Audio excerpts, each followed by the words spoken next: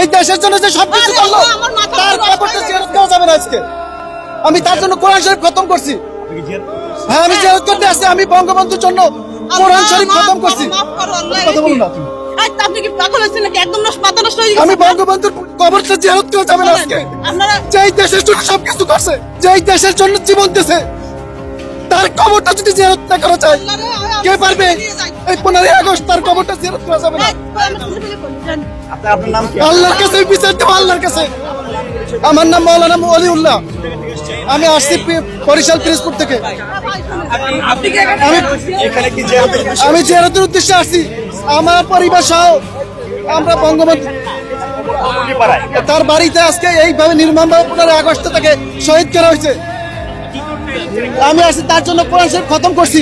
দুইটা খতম দিছি, আমি দুইটা খতম দিছি তার জন্য জিয়ারত করবো তার বাড়িতে। আমি তার নির্মমভাবে যারা 15 আগস্ট তার সব পরিবারে শহীদ করছে এই দেশের জন্য, ব্রিটিশরা তারা এই ব্রিটিশদের বিরুদ্ধে আন্দোলন করছে, এই ব্রিটিশরা আবার এই দেশটা দখল করছে।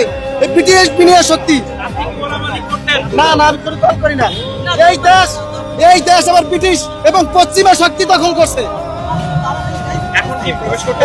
না, আমাকে প্রবেশ করতে দিচ্ছে না। আপনি কি প্রবেশ করতে এসেছিলেন? যে আমি তার জন্য কোরআন শরীফ খতম দিছি, দোয়া করবো। আমি এই জন্য আসছি তার পরিবারের জন্য। হ্যাঁ, আমি আর স্ত্রী আমার 3 সন্তান সহ আসছি। এখানে জানেন না এখানে বাধা আছে বা এখানে কেন বাধা হবে এটা আমরা জানি নাকি? সারা বছর তো এখানে সব জায়গায় ঢুকে একজন মানুষ মারা গেছে, তার কবর জিয়ারত করলে এখন কি ক্ষতি হবে? তার পরিবারের সবাই তো এখানে নির্মমভাবে শহীদ হয়েছে এই 15 আগস্টে। না না, আমি কোনো দল করি না। আমি এই দেশকে ভালোবাসি। আমি এই দেশ আবার ব্রিটিশ এবং পশ্চিমা শক্তি দখল করছে। আমি বঙ্গবন্ধু এবং তার সব পরিবারকে ভালোবাসি। তারাই দেশের জন্য জীবন দিয়েছে, তারাই দেশের জন্য জীবন দিয়েছে। আমার ছোট ছোট আমরা পরিবার সাধারণ গরিব মানুষ থাকি, আসছি। আপনার ওয়াইফটা বলছে আপনার মাথায় সমস্যা আছে। যে ওয়াইফ বলছে আপনার মাথায় সমস্যা আছে। যে আমি বঙ্গবন্ধুকে ভালোবাসি, বেশি অতিরিক্ত ভালোবাসি এবং সে দেশের জন্য আমি তার ওই জীবনী পড়েছি। পড়ার পরে আমি দেখছি সে দেশের জন্য এরকম করছে। এখানে তাকে নিয়ে আসার পরে আমি বলছি যাবো তার জন্য দোয়া করবো, তার বাড়িতে গিয়ে একটু দেখবো। আমি ঢাকায় একটু জুতোর ব্যবসা করে মাদ্রাসায় পড়াই। এর আগে কি আসছিলেন এখানে? এর আগে না, এখানে আসিনি। আমি ঢাকায় আসছি, এই 1 মাস হয়েছে ঢাকায় আসছি।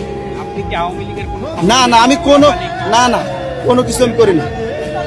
আমি বঙ্গবন্ধুকে এবং তার সব পরিবারকে এই 5 আগস্টে যে তার নির্মমভাবে হত্যা করছে, এই দেশের জন্য যে সবকিছু দিল, আজকে তার কবরটা জিয়ারত করা কেন নিষেধ হবে?